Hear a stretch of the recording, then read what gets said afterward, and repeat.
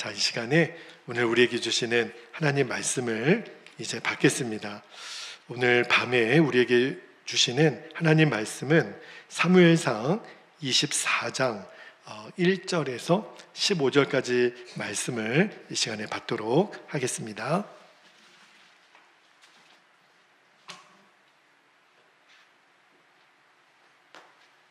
자, 한 절씩 교독하고 마지막 15절은 같이 읽도록 하겠습니다. 1절입니다. 사울이 블레셋 사람을 쫓다가 돌아오매 어떤 사람이 그에게 말하여 이르되 보소서 다윗이 엔게디 광야에 있더이다 하니 사울이 온 이스라엘에게서 택한 사람 3,000명을 거느리고 다윗과 그의 사람들을 찾으러 들염소 바위로 갈새 3절 길가 양에 우리의 이른즉 굴이 있는지라 사울이 뒤를 보러 들어가니라. 다윗과 그의 사람들이 그 굴 깊은 곳에 있더니 다윗의 사람들이 이르되 보소서 여호와께서 당신에게 이르시기를 내가 원수를 너의 손에 넘기리니 내 생각에 좋은 대로 그에게 행하라 하시더니 이것이 그날이니이다 하니 다윗이 일어나서 사울의 겉옷자락을 가만히 베니라. 5절 그리한 후에 사울의 옷자락 뱀으로 말미암아 다윗의 마음이 찔려 자기 사람들에게 이르되 내가 손을 들어 여호와의 기름 부음을 받은 내 주를 치는 것은 여호와께서 금하시는 것이니 그는 여호와의 기름 부음을 받은 자가 됨이니라 하고 7절 다윗이 이 말로 자기 사람들을 금하여 사울을 해하지 못하게 하니라. 사울이 일어나 굴에서 나가 자기 길을 가니라. 그 후에 다윗도 일어나 굴에서 나가 사울의 뒤에서 외쳐 이르되 내 주 왕이여 하며 사울이 돌아보는지라. 다윗이 땅에 엎드려 절하고 9절 다윗이 사울에게 이르되 보소서 다윗이 왕을 해하려 한다고 하는 사람들의 말을 왕은 어찌하여 들으시나이까. 오늘 여호와께서 굴에서 왕을 내 손에 넘기신 것을 왕이 아셨을 것이니이다. 어떤 사람이 나를 권하여 왕을 죽이라 하였으나 내가 왕을 아껴 말하기를 나는 내 손을 들어 내 주를 해하지 아니하리니 그는 여호와의 기름 부음을 받은 자이기 때문이라 하였나이다. 11절 내 아버지여 보소서 내 손에 있는 왕의 옷자락을 보소서 내가 왕을 죽이지 아니하고 겉옷자락만 베었은즉 내 손에 악이나 죄가가 없는 줄을 오늘 아실지니이다. 왕은 내 생명을 찾아 해하려 하시나 나는 왕에게 범죄한 일이 없나이다. 여호와께서는 나와 왕 사이를 판단하사 여호와께서 나를 위하여 왕에게 보복하시려니와 내 손으로는 왕을 해하지 않겠나이다. 13절 옛 속담에 말하기를 악은 악인에게서 난다 하였으니 내 손이 왕을 해하지 아니하리이다. 이스라엘 왕이 누구를 따라 나왔으며 누구의 뒤를 쫓나이까. 죽은 개나 벼룩을 쫓음이니이다. 15절 함께요. 그런즉 여호와께서 재판장이 되어 나와 왕 사이에 심판하사 나의 사정을 살펴 억울함을 풀어주시고 나를 왕의 손에서 건지시기를 원하나이다 하니라. 아멘. 하나님 말씀입니다. 자, 오늘 밤에도 우리가 어김없이 믿음의 실험에 관한 주제를 가지고 말씀을 나누겠는데 오늘 저와 여러분이 나눌 주제도 굉장히 중요한 주제입니다. 어떤 도전을 하나님이 우리에게 주시냐면 원수 갚는 것을 하나님께 맡기라는 거예요. 이 주제를 꼭 기억하셔야 됩니다. 여러분, 우리가 인생을 살다 보면 나를 힘들게 하고 괴롭게 하고 또 상처를 주는 사람 있지요. 심지어는 나를 거의 그런 경험은 없겠지만 죽이려고 하는 사람을 만날 그런 때도 있어요. 그때도 내가 복수하는 것을 내가 하지 않고 하나님께 맡길 수 있겠나. 오늘 그 도전을 우리에게 주시는데 성경이 말하는 핵심은 우리가 진짜 하나님을 믿는다면 원수 갚는 것을 하나님께 맡길 수 있다는 거예요. 오늘 그 믿음을 저와 여러분에게 하나님이 주시기를 축복합니다. 그런데 만약에 우리들 가운데 여전히 하나님이 하시지 마시고 내가 할게요. 내가 그 인간은 내가 복수할 겁니다. 내가 안갚음을 할 겁니다. 여전히 이런 마음이 우리들 안에 있잖아요. 그거는요, 하나님 그분을 진짜 믿지 않는 거예요. 하나님을 어떤 의미에서는 무시하는 겁니다. 하나님의 능력을 우리 스스로 제한하는 거예요. 왜? 하나님은 모든 것을 하실 수 있는데 전지전능하신 하나님의 그 역할을 내가 어떻게 대신할 수 있겠어요? 그러니까 내가 복수할 겁니다. 이 말은 나는 하나님 안 믿겠습니다. 이 말하고 똑같은 거예요. 그러므로 우리가 누군가를 용서하고 사랑하는 것은 이 믿음의 실험에서 반드시 통과해야 될 관문입니다. 여러분, 용서가 잘 안 된다, 사랑이 안 된다, 복수를 하나님께 맡기는 게 안 된다, 이게 다 믿음하고 관련된 일이거든요. 그러니까 우리에게 필요한 믿음이 뭐냐면 하나님은 완벽하신 하나님, 그리고 모든 옳고 그름을 판단하시는 재판장이신 하나님, 그 하나님을 믿는 거예요. 그러니까 용서와 사랑은 사실은 믿음의 문제입니다. 우리가 그 하나님을 믿게 되면 아무리 억울한 일을 당해도 하나님께 맡길 수가 있어요. 자, 이제 오늘 본문으로 들어가 볼게요. 여러분, 사울이 다윗을 막 죽이려고 쫓죠. 그리고 다윗은 도망자가 됩니다. 사무엘서를 잘 읽어보면 결정적으로 다윗이 사울을 2번 죽이는 기회가 오죠. 사무엘상 24장하고 또 2장 지나가서 26장에 보면 나와요. 자, 지난주에도 제가 그 말씀을 드렸죠. 이제 아둘람 공동체 같은 교회를 만들자고 하는 말씀을 전하면서 다윗이 사울에게 쫓겨서 이스라엘에도 있을 수 없고 블레셋에도 있을 수도 없고 갈 데가 없는 거예요. 짐승이나 사는 광야로 도망가는데 그 광야 이름이 엔게디 광야고, 그리고 굴을 하나 찾아가서 들어가요. 그 굴의 이름이 뭐라 그랬어요? 아둘람 굴. 거기서 짐승처럼 지내고 있는데, 근데 정말 세상에 어떻게 다윗이 그 아둘람 굴에 있는지를 알게 되었는지, 사방에서 사람이 모이는데 400명이나 되는 사람들이 모여요. 그런데 사람이 이렇게 모이다 보면 소문이 또 날 거 아니에요. 그 소문이 누구 귀에까지 들어가냐면 사울 왕에게까지 들어갑니다. 오늘 2절 말씀에 보니까 사울이 엔게디 광야로 다윗 죽이려고 군사들을 3,000명을 끌고 수색 작업을 갑니다. 자, 근데 그때 다윗과 400명의 용사들은 어디에 있어요? 아둘람 굴. 그 굴 끝에 아주 웅크리고 조용히 있었을 거예요. 왜냐하면 소리를 내면 안 돼요. 사울의 그 3,000명 군사들에게 발각될 수도 있으니까 막 숨을 죽이고 사울의 군사가 지나가기를 기다리고 있는데, 오늘 말씀에 보니까 어떤 일이 벌어지냐면 기가 막힌 일이 벌어지는 거예요. 누군가 한 사람이 그 굴로 들어오는 거예요. 누군가 봤더니 사울 왕이 혼자서 들어오는 겁니다. 3절 말씀에 보니까 이렇게 표현되어 있어요. 3절에 사울이 뒤를 보러 들어가니라. 여러분, 옛날에 우리 어르신들이 화장실을 뒷간에 간다 그러잖아요. 그러니까 여기 뒤를 보러 들어간다, 이 말은 지금 사울이 아마 배가 아파서 그런지 용변을 보러 그 군사들이 있으니까 혼자 지금 어디로 들어가냐면 아둘람 굴에, 거기 좀 누가 있어요? 다윗과 400의 군사들이 숨도 죽이고 조용히 있는데 누군가 뚜벅뚜벅 들어오는데 왕이에요. 사울 왕이. 그리고 아무도 없는 줄 알고 아주 편안하게 용변을 봅니다. 이제 여러분, 아무리 장수라도 용변을 보는 그 순간에는 이거 완전 무장 해제잖아요. 근데 다윗이 보니까 진짜 막 숨이 멎는 것 같아요. 그 원수인 사울이 들어와서 용변을 보는데, 자, 이때가 찬스예요.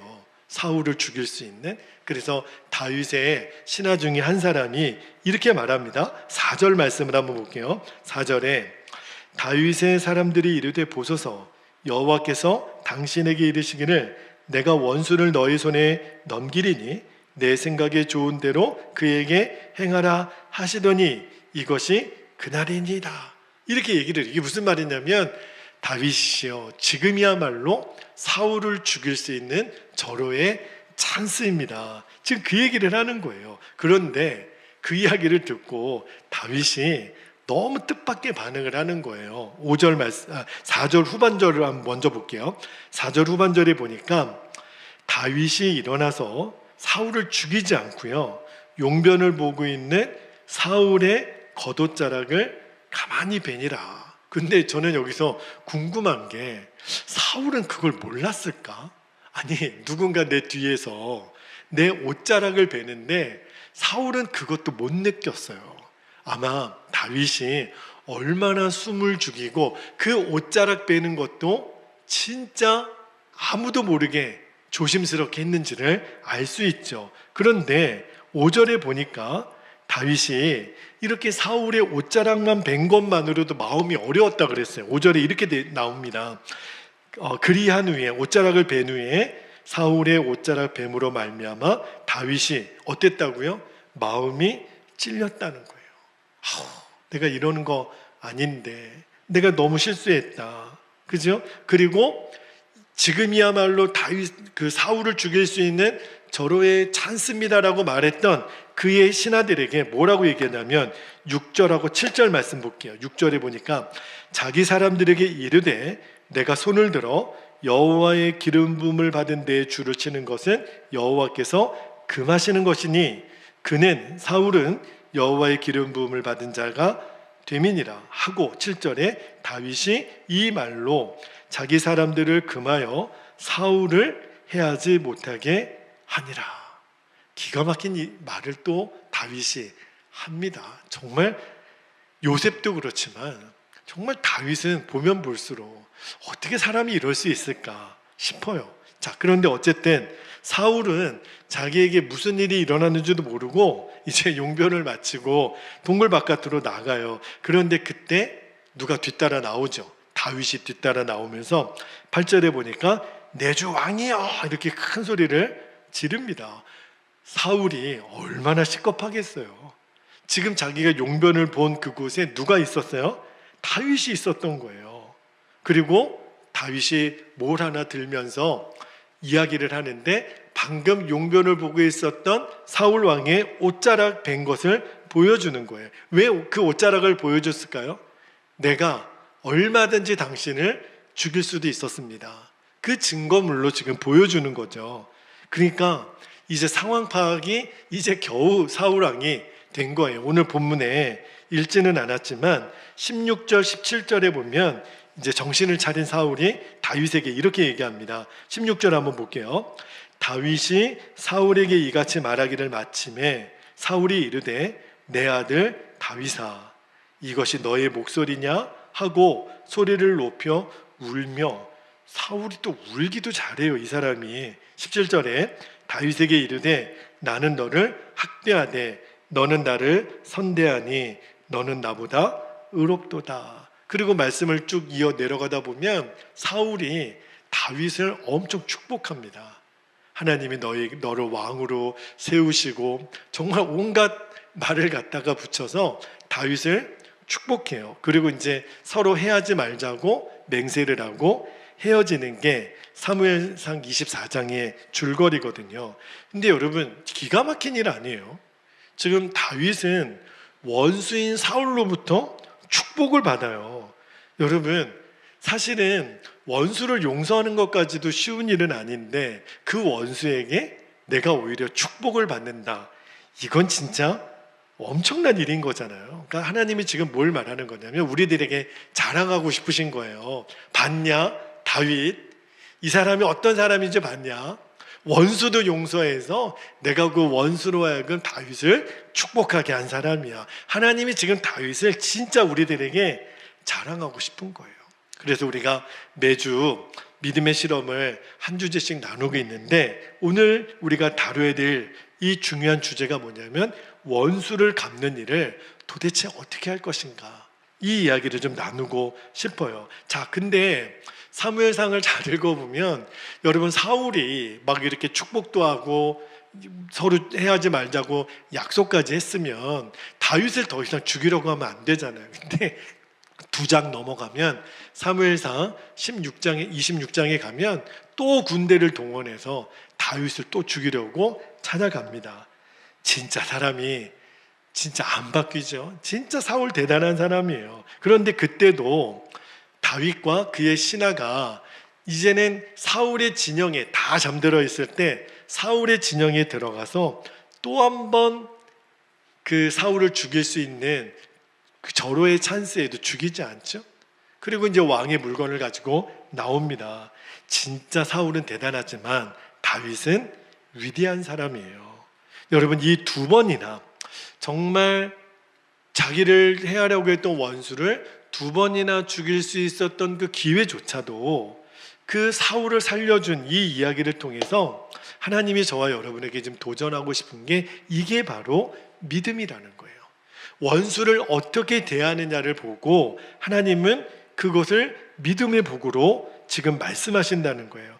여러분, 우리도 살다 보면 진짜 용서가 안 되는 사람, 잠깐 지나가는 사람도 우리에게 악하게 했을 때 용서가 쉽지 않잖아요. 그런데 진짜 용서가 어려운 것은 늘 내 주위에 있는 사람, 그죠? 대표적인 사람이 가족이잖아요. 그리고 친척들, 형제들, 그리고 우리 직장 동료들이나 우리 교회 교우들, 그죠? 맥스 루케이도가 예수님처럼이라는 그 책을 썼는데 거기에 보면 메인병이라는 그 표현이 나와요. 매여 있는 병이라는 뜻인데 이런 거예요. 우리가 한 번 보고 안 보면 괜찮은데 계속 봐야 되는 사람, 그죠? 이거는 어떻게 끊을래야 끊을 수 없는 그런 사람으로부터 받은 어떤 상처, 그리고 내 아픔, 그리고 고통, 이게 뗄래야 뗄 수 없는 그 메인병이라고 표현을 하더라고요. 요즘도 TV 프로그램 중에 상담 프로그램이 여러분 요즘 굉장히 많아졌다라는 생각이 들어요. 그런데 그 상담 프로그램이 뭐 어린아이들, 부부 또는 뭐 고부 갈등, 가족 여러 가지 주제를 다루지만 이야기를 하다 보면 깜짝깜짝 놀래요. 어떻게 사람이 저렇게 말을 하지? 어떻게 저런 행동을 하지? 어떻게 저럴 수 있지? 근데 그 사람하고 이제 상담을 하잖아요. 그러면 이 거의 대부분 그 사람이 어렸을 때부터 이렇게 할 수밖에 없는 상처가 있는데 그 상처를 누구로부터 제일 많이 받냐면 가장 가까이 있는 사람, 가장 대표적인 사람이 부모예요. 여러분, 부모는요, 내가 우리 아이에게 이런 상처를 줬을 거라고는 꿈에도 생각을 못 합니다. 근데 그 아이는 어렸을 때는 말을 못 해요. 왜냐하면 부모가 갖고 있는 권위에 저항할 수가 없으니까. 근데 그게 상처가 돼서 어제도 어떤 TV 프로그램을 보니까 그 2살, 3살 아이 앞에서 부모가 막 싸우는 거예요. 그 법정에 있는 사람들이 방송을 중단하고 싶을 정도로 당신들이 부모 맞냐고. 근데 그 아이가, 말 못한 아이가 받았을 그 상처는 상상할 수 없는 거죠. 그래서 예수님이 왜 너희 가족이 내 원수다 이렇게 말씀을 하셨을까? 그게 이해가 될 때도 있다니까요. 안 보면 그만인데 계속 봐야 되는, 제가 아까 직장 동료도 얘기했고 심지어는 우리 같은 교회를 섬기는 교우들끼리도, 그래서 정말 그 사람을 더 이상 바라볼 수 없기 때문에 교회를 옮겨야 되는 그런 일들도 지금 비일비재하게 일어나는 게 우리의 현실이에요. 자, 그런데 용서가 이렇게 어렵습니다. 사랑하는 게 어려워요. 그런데 주님은 오늘 다윗을 통해서 우리에게 말하고자 하는 핵심이 뭐냐면 용서가 쉽고 사랑이 쉽다라고 말하는 게 아니라 어렵지만 그 문제를 너희들이 하나님께 맡길 수 있겠느냐. 그게 믿음이라는 거예요. 우리가 반드시 통과해야 될 이 믿음의 실험 중에 하나가 뭐냐면 하나님, 제가 나를 너무 힘들게 했던 그 사람, 그 일, 그 사건 내가 해결하지 않겠습니다. 나는 하나님께 맡겨드리겠습니다.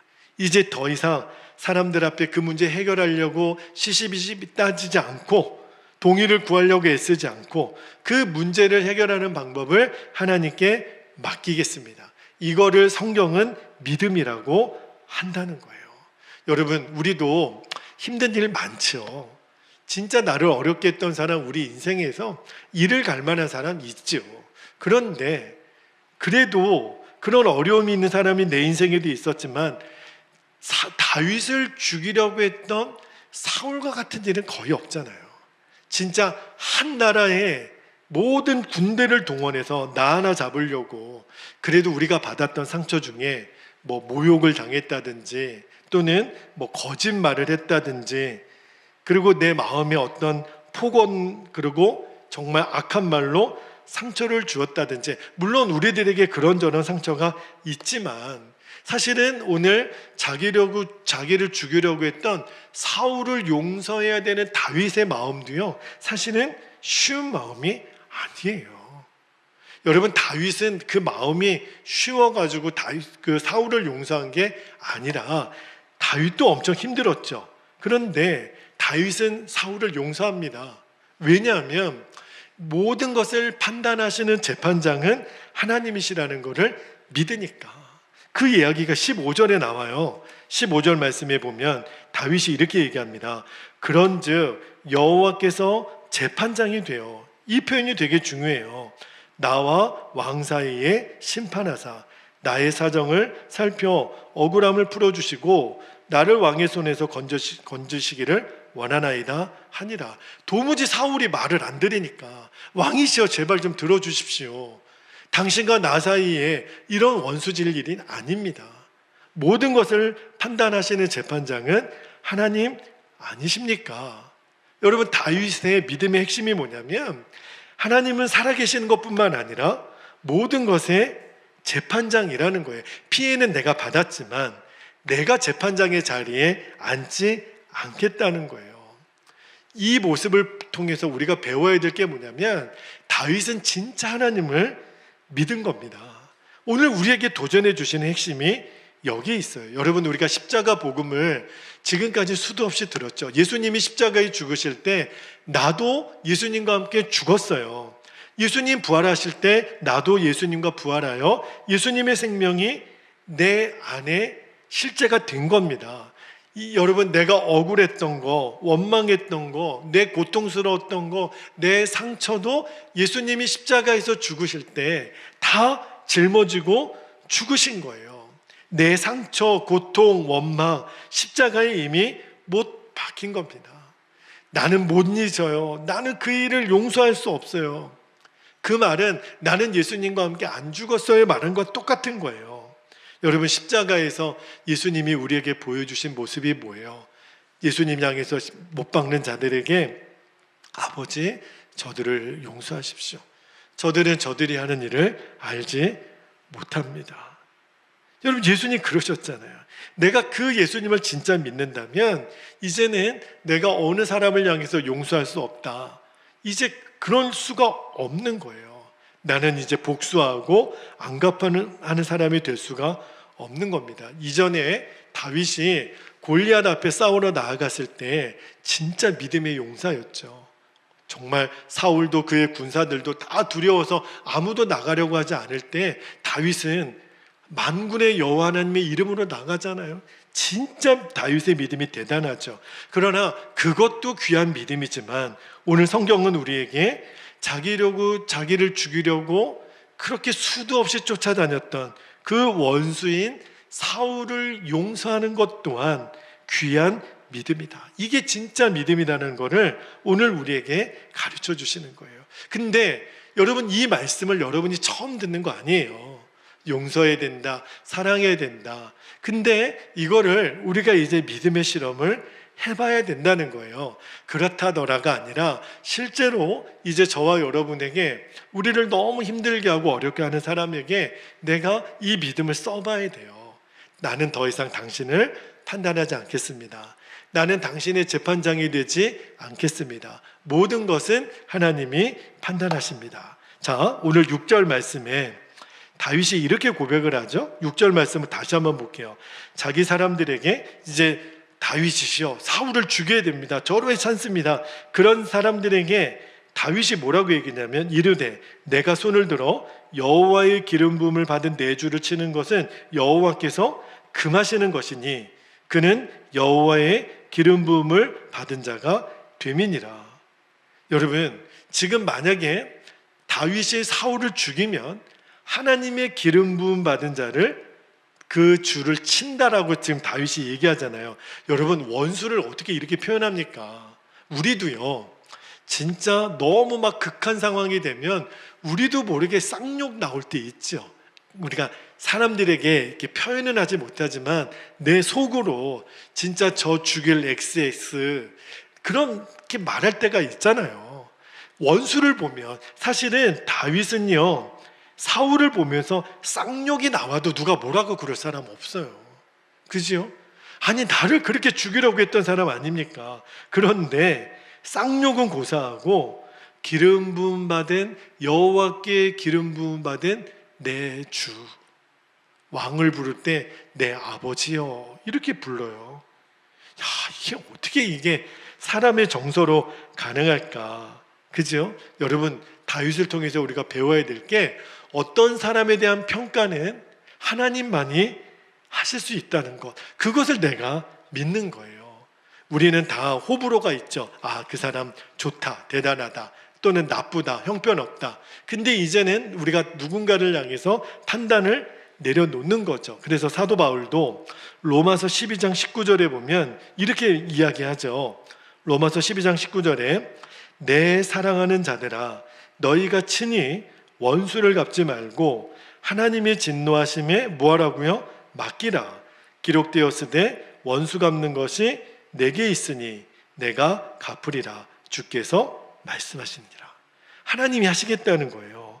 여러분, 예수님도 내가 용서를 받았는데 누군가를 향해서 죄진 자에게 돌을 던지거나 악을 행하면 예수님이 얼마나 그를 심하게 다뤘는지, 여러분 마태복음 18장에 보면 1만 달란트 탕감받은 사람의 이야기 기억나시죠? 여러분, 그거는 6조 정도 되는 돈에 내가 탕감을 받은 그 사람이 이제 그 100데나리온 그 빚진 동료를 옥에 가두는 일이 있었단 말입니다. 그런데 그때 그 임금이 뭐라고 얘기하냐면, 자, 마태복음 18장 32절에서 34절까지 보면 이렇게 말씀해요. 예수님이 이제 비유로 말씀하신 거니까 예수님의 말씀이죠. 이에 주인이 그를 불러다가 말하되, 악한 종아, 내가 빌기에 내가 너의 빚을 전부 탕감하여 주었거늘 내가 너를 불쌍히 여김과 같이 너도 너의 동료를 불쌍히 여김이 마땅하지 아니하냐 하고 주인이 노하여 그 빚을 다 갚도록 그를 옥졸들에게 넘기니라. 다시 감옥에 쳐 넣잖아요. 여러분, 그러니까 우리가 누군가를 용서하지 않는 것, 누군가를 악하게 대하는 것은 하나님의 노를 격발하는 거예요. 우리가 누군가를 용서하지 않으면 하나님 나에게 더 화내세요. 하나님 나에게 더 짜증내세요. 여러분, 하나님이 나에게 화내시면 우린 죽음이에요. 근데 하나님이 지금 그렇게 말씀하시는 거거든요. 너희가 다른 사람을 용서하지 않으면 내가 너희에게 분노를 쏟으리라. 여러분, 우리가 어떤 죄를 지으면 성령의 근심이 느껴지잖아요. 내가 이러면 안 되지, 그죠? 뭐 술을 먹거나 담배를 피거나 또는 음란한 일을 하거나 이러면 우리 마음에 성령의 가책을 느껴요. 성령의 근심을 느끼죠. 그런데 우리가 좀처럼 그런 마음의 가책을 느끼지 못하는 죄 중에 하나가 다른 사람을 용서하지 않는 것. 어떤 마음이냐면, 당연하지, 내가 그 인간을 어떻게 용서해? 그 인간은 이런 욕을 들어먹어도 싸. 이 부분에 대해서는 우리가 좀처럼 성령의 근심을 잘 느끼지 못해요. 여러분, 만약에 그렇다면 어떤 문제가 심각하게 일어나냐면, 이 문제, 내가 다른 사람을 용서하지 못하면 하나님도 우리에게 용서의 은혜를 주실 수가 없다는 거예요. 내가 다른 사람을 용서하지 않으면 하나님, 저도 용서하지 마세요. 여러분, 하나님이 우리를 용서하지 않으면 우리는 끝이에요. 사도 바울이 로마서 8장에 성령의, 생명의 성령의 법이 우리를 결코 정죄하지 않는다고 해서 우리가 사는 거지, 하나님의 용서를 못 받으면 우리는 죽는 거예요. 자, 그런데 하나님의 은혜의 통로를 막을 뿐만 아니라 우리가 다른 사람을 용서하지 않으면 어떤 심각한 문제가 생기냐면 구원의 문제가 생겨요. 자, 그 말씀이 어디 나오냐면 요한일서 3장 10절 말씀을 좀 볼게요. 요한일서 3장 10절에 이러므로 하나님의 자녀들과 마귀의 자녀들이 드러나나니, 판가름 난다는 거예요. 무릇 의를 행하지 아니하는 자나, 또는 잘 보세요, 그 형제를 사랑하지 아니하는 자는, 용서하지 아니하는 자는 하나님께 속하지 아니하니라. 이제는요, 용서는 선택의 문제가 아니라니까요. 해도 되고 말아도 되고가 아니에요. 내 구원의 문제가 연결이 되어 있는 거예요. 그래서 요한일서 3장 15절에 보면 이렇게까지 얘기하잖아요. 그 형제를 미워하는 자마다 뭐하는 자니? 살인하는 자니. 살인하는 자마다 영생이 그 속에 거하지 아니하는 것을 너희가 아는 바라. 여러분, 용서는 내가 한번 해주지 뭐 이렇게 넘어갈 문제가 아닙니다. 내가 용서하지 않으면 내 구원도 보장할 수가 없어요. 근데 우리가 왜 용서가 잘 안 되냐면 용서에 대한 심각성을 잘 몰라요. 당연히 해도 되는 줄 알아요. 근데 여러분, 우리가 진짜 하나님 앞에 무릎 꿇고 힘들죠. 어렵죠. 그러나 하나님, 제 힘으로는 안 되지만 주님이 나를 용서해 주신 것처럼 주님이 그에게도 역사하셔서 제가 저 사람을 용서하고 사랑할 수 있도록 해주세요. 일단 이 기도만이라도 먼저 시작해 보는 거예요. 용서를 하고 말고의 문제는 주님께 맡기고 내가 용서할 수 있도록 하나님 도와주세요. 그러면 주님이 반드시 우리에게 역사해 주세요. 이 믿음의 실험을 해보자는 거예요. 작은 일부터. 그죠? 우리가 얼마든지 짜증내고 원망하고 불평하고 너 탓을 할 수 있는 그 순간에도, 그 짧은 찰나의 순간에도 믿음의 실험을 이제 해보자는 거예요. 판단을 내가 하지 않겠습니다. 재판장은 오직 주님이십니다. 그런 다음에 어떤 결과가 일어나는지를 한번 보고 싶은 거예요.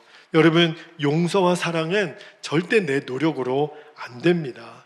오직 하나, 나는 죽고 예수로 사는 십자가의 능력으로만 되는 거예요.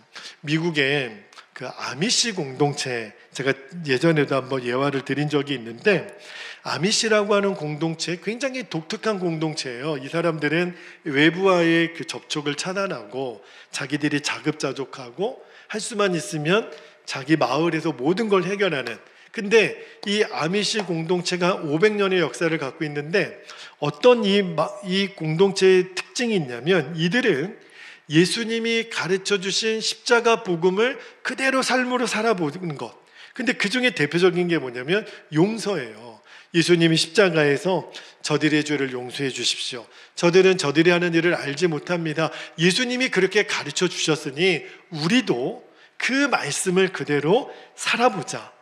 그 말씀 하나 붙들고 500년을 원칙을 가지고 공동체를 만들어 온 굉장히 독특한 공동체가 있었는데, 벌써 한 18년 전 일입니다. 2006년에 10월 2일 날 이게 나중에 영화로도 나왔으니까 여러분이 유튜브나 한번 찾아보면 나오거든요. 근데 찰스 로버트라고 하는 사람이 총을 들고, 그 사람이 이 아미시 공동체에 있는 아이들 학교에 들어가서 총기 난사를 합니다. 그리고 나중에 자기도 죽어요. 자살을 하죠. 근데 왜 죽이냐면, 그 사람 메모나 이런 게 보면 자기 딸이 만약에 잘 살았으면 요 아이들과 아이들 또래, 근데 자기 딸이 죽어가지고 그거를 감당을 못해가지고 엄한 아미시 공동체에 있는 아이들 5명을 죽이고 5명이 큰 부상을 당해서 미국이 발칵 뒤집혔죠. 어떻게 이렇게 악한 일을 할 수 있나. 그런데 너무너무 충격적인 일이 일어났지만 그 다음에 더 충격적인 일이 일어난 거예요. 아미시 공동체의 그 죽은 피해자 유족들이 그 다음날 그 찰스 로버트 총기 난사를 했던 그 사람 집에 찾아갑니다. 문이 닫혀 있으니까 또 친척 집을 찾아가요. 왜 찾아갔는지 아십니까? 죽일 놈 나오라고, 그 가족들 다 나오라고 찾아간 게 아니라, 저희들은 피해자 아이의 부모입니다. 형제들이고 가족입니다. 왜 오셨나요? 저희가 찰스 로버트 씨를 용서했다라는 말씀을 드리려고 왔습니다. 그리고 이 일로 인해서 그 찰스 로버트의 또 가족들이 있을 거 아니에요. 당신들을 위로하러 왔다는 거예요. 여러분, 어떻게 그게 가능하죠? 진짜 있을 수 없는 일이잖아요. 이 유족들에게 전국에서 그 아이들이, 너무 비참한 아이들을 위해서 그 성금을 수천 달러의 수십만 달러의 성금이 모여요. 근데 그 돈의 일부를 가지고 그 찰스 로버트 집에 있는 식구들 찾아가서 그들에게 그걸 나눠줘요. 당신들도 피해자이니까요. 저희들만 피해자가 아니고 당신들도 피해자니까. 여러분, 가해자의 가족들도 엄밀히 말하면 피해자예요. 어떤 집안에 한 몹쓸 짓을 한 범죄자가 나타나잖아요. 그러면 그 부모는, 그 형제는, 그 자녀들은 다 사실은 피해자거든요. 그들을 찾아가서 용서하고 위로하고. 이 일이 어떻게 가능했냐면 자그마치 500년 동안 이 마을의 공동체에 원칙이 있었어요. 무조건 용서한다. 십자가 예수님은 그렇게 용서하셨다. 그렇게 사랑하셨다. 그 원칙 하나 붙들고 500년을 살아왔던 거예요. 어렸을 때 부모로부터 제일 듣던 그 원칙이 뭐냐면 누가 너를 해하면 용서해야 된다. 누가 너에게 침을 뱉으면 참아야 된다. 진짜 예수님이 하셨던 그 모습 그대로죠. 그러니까 그 다음날 즉각 찰스 로버트 그 집들을 찾아가서 용서한 거예요. 저는 앞으로 우리 베델교회를 섬기면서 우리 교회에 또 하나의 중요한 원칙이 있다면, 우리 교회가 이제 아둘람 교회가 되잖아요. 그러면 우리는 용서와 사랑이 늘 밑바탕에 있는, 여러분, 세상이 주목하는 거예요. 세상이 어느 순간에 교회는 싸움하는 곳이라고 알고 있어요. 너무 부끄러운 거죠. 어느 지하철에서 막 사람들이 소란스럽게 싸우고 있으니까 어느 할아버지가 이렇게 외쳤대잖아요. 조용히 해! 왜 싸워? 여기가 교회인 줄 알아? 이거는 진짜 치욕이에요, 치욕. 저는 우리 교회가 이 용서와 사랑의 기본이 되어 있는 교회, 그래서 오히려 세상이 우리를 보고 깜짝 놀라는 교회, 그게 어떻게 가능하죠?